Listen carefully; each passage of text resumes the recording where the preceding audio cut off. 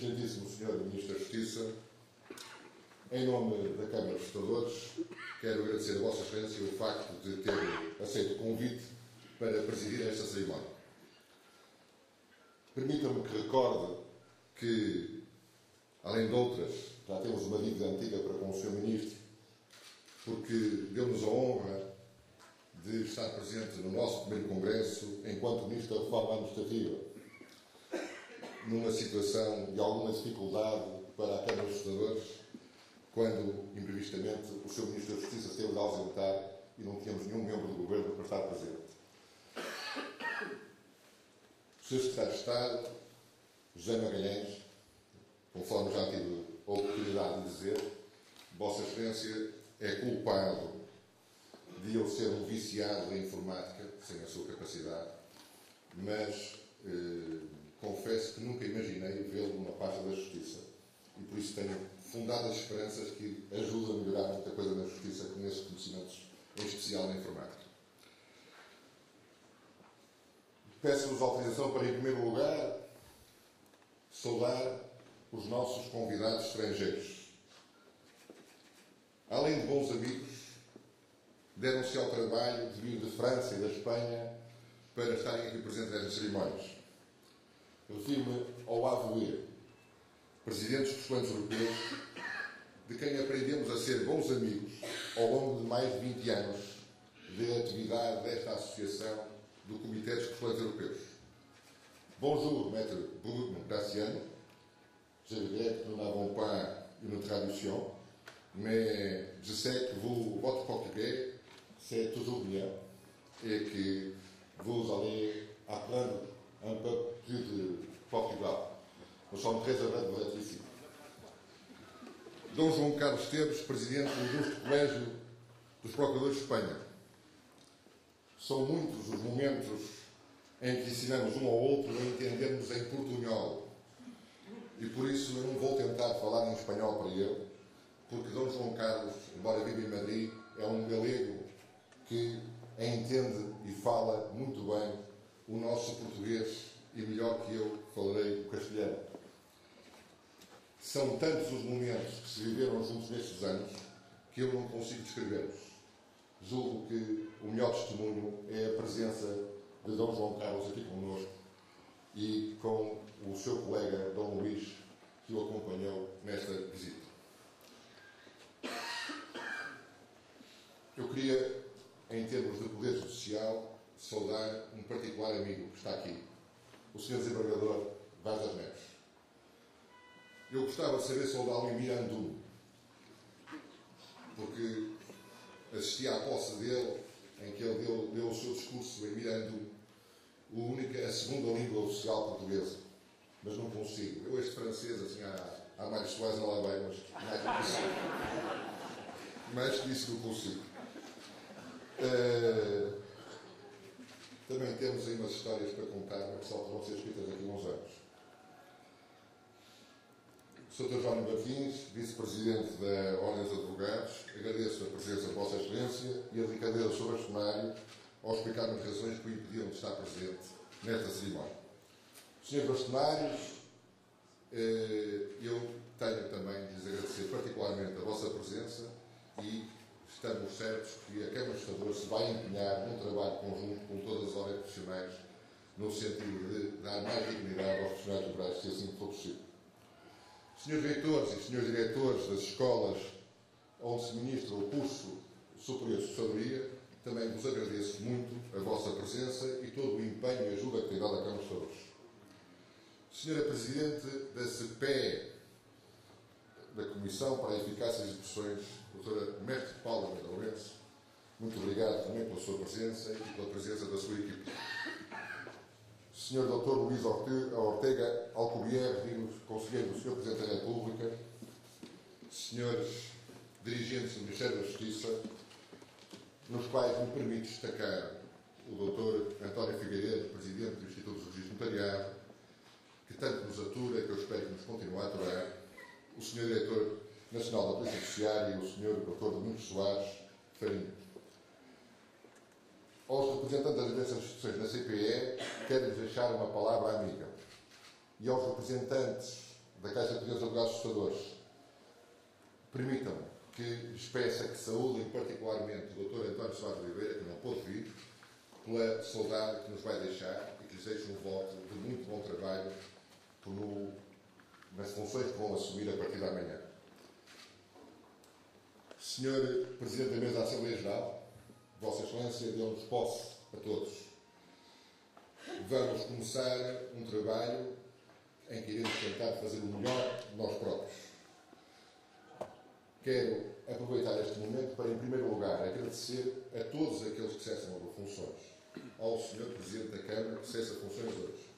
Ao Sr. Presidente do Conselho Superior, aos membros do Conselho Superior, do Conselho Geral e a todos os dirigentes, agradecer-lhes o que fizeram pela Câmara dos Assustadores. Àqueles que se candidataram nestas eleições, apresentando os seus pontos de vista, quero-lhes também agradecer o empenho que tiveram pelo trabalho na Câmara dos Assustadores e quero-lhes pedir que nos ajudem nos próximos 3 anos a fazermos o melhor que podemos. Minhas colegas e meus colegas, eu peço desculpa por esta enumeração exaustiva, mas há alturas em que se tem mesmo de enumerar e agradecer a presença de quem nos veio aqui saudar. Como dizia há bocado o nosso amigo Queiroz, se porventura falhei alguém, peço desde já desculpa. Como sabem, a assessoria é uma profissão multicentenária. Já era referida em 1521 no reinado de Dom Fernando. A primeira associação registrada é de 1873. A Câmara dos Assustadores já ultrapassou os 83 anos.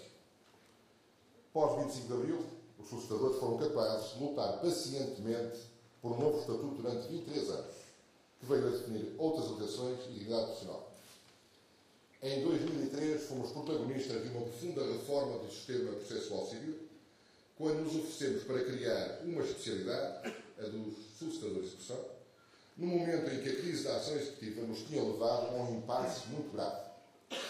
Foi aceita a nossa competência para a prática de atos notariais e o Parlamento reconheceu a especificidade da nossa profissão através da aprovação da Lei dos Atos Próprios de Advogados e Solicitadores, em 2004. No momento em que tenho a honra de ser impulsado como Presidente desta Câmara dos Assustadores e liderar esta equipa de dirigentes que acabaram de jurar perante vós, permitam-me que faça uma pequena reflexão de caráter pessoal. Exerço a profissão há 31 anos.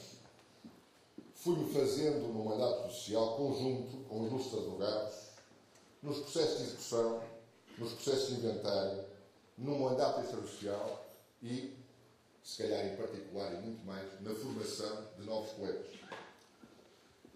Como é evidente, o mundo do mandato mudou. Quando comecei a trabalhar na comarca de Viana do Castelo, em 1978, havia 2 juízes, 2 procuradores do Ministério Público, muitas vezes substituídos pelo conservador nas suas ausências, 12 funcionários judiciais, 7 advogados e 3 solicitadores. Agora, naquele tribunal encontram-se cerca de 10 juízes, outros tantos procuradores, 50 funcionários, 200 advogados e 50 solicitadores. Este panorama é igual em todo o país. Aqui, em Lisboa e no Porto, será pior. Poucos recorriam à justiça. Um dos principais tipos de processo era o inventário para partilhar bens, sendo obrigatório quando havia herdeiros menores ou incapazes. Os processos de força de acidentes de viação quase não existiam. Não havia carros, ou poucos havia. Muito pouco se recorria ao crédito. Como na saúde, na educação, na segurança social, o cidadão português aprendeu, e ainda bem, que tinha direito à justiça. O solicitador, na sua modéstia, tem tentado contribuir ao longo dos anos para a melhoria da justiça, seja nos seus atos profissionais diários, ao representar os cidadãos, seja quando, junto do poder político e legislativo, propõem soluções e denunciam o que consideram errado. Por força do excesso de recurso aos tribunais, tem havido um movimento no sentido de retirar destes tudo o que não tenha caráter absolutamente institucional, sendo sempre polémicas estas soluções, até pelos eventuais exageros que possam conter. Foi assim com a ação executiva. Está neste momento na calha a entrega aos notários e conservadores dos processos de inventário. Temos conhecimento que o Ministério da Justiça tem estado a avaliar o impacto de algumas das soluções propostas para o processo de inventário, procurando corrigir as que se mostram mais ajustadas. Permita-me, Sr. Ministro, que dê aqui pública nota de duas perplexidades que nos preocupam.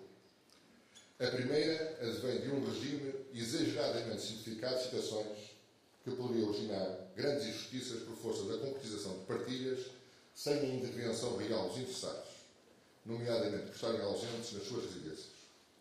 Quem anda pelos tribunais sabe quantas vezes nos batiam à porta dizendo: partilharam os bens dos meus pais e de nada soube, porque estava no estrangeiro e não percebi as consequências de uma carta incompreensível que recebi. Este fenómeno só diminuiu quando se introduziram as notificações obrigatórias para o estrangeiro. Não se volta agora a uma insegurança idêntica, se não pior. A segunda perplexidade vem da forma como se quer acabar naqueles processos com as regras de competência territorial.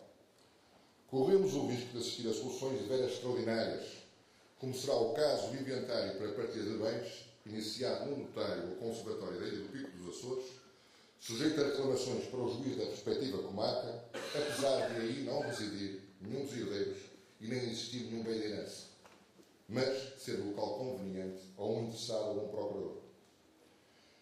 Nada temos contra a solução da distribuição do inventário aos notários. São profissionais prestigiados. Em França, por exemplo, tem uma longa tradição na gestão proveitosa destes processos, assegurando uma importante receita ao Estado através da avaliação patrimonial e consequente cobrança de impostos sucessórios, com um franco caráter de nivelador social. Numa altura em que todos procuram novas receitas, julgamos que é o momento de repensar o imposto sucessório, até por ter um caráter mais justo socialmente do que os impostos sobre o trabalho ou sobre o consumo. Confessamos a nossa estranheza por se pretender que as conservatórias assumam também aquelas funções. O Estado não deve inventar serviços para funcionários públicos eventualmente necessários. É em concorrência desleal com profissionais externos, porquanto não tem de fazer contas ao custo das instalações ou de mão de obra e obtém acesso a dados e informações de forma gratuita e mais célere. É, aliás, o que já está a acontecer com a titulação de muitos contratos e escrituras nas conservatórias, onde estas podem cobrar valores claramente inferiores aos custos, obtendo certidões e informações gratuitas que notários, advogados e solicitadores têm de pagar. A Câmara dos Senadores está a apostar na constituição de pequenas lojas de cidadão, como denominamos balcão único do solicitador, destinada a assegurar, como padrões de qualidade e segurança, a compra de imóveis, o seu registro, o pagamento dos impostos associados, a construção de sociedades, o reconhecimento de assinaturas, a elaboração e a autenticação de procurações e outros documentos. Julgamos que este será um importante serviço público, mas devem ser afastadas soluções de concorrência incorreta como as apontadas. Estamos convictos de que vamos ser capazes de usar os erros e as virtudes da reforma do processo seletivo para que a Câmara dos Senadores consiga dinamizar um serviço de qualidade naquela área e noutras que pretendem fomentar através da formação específica e implementação de regras de funcionamento e fiscalização que deem garantias acrescidas aos cidadãos.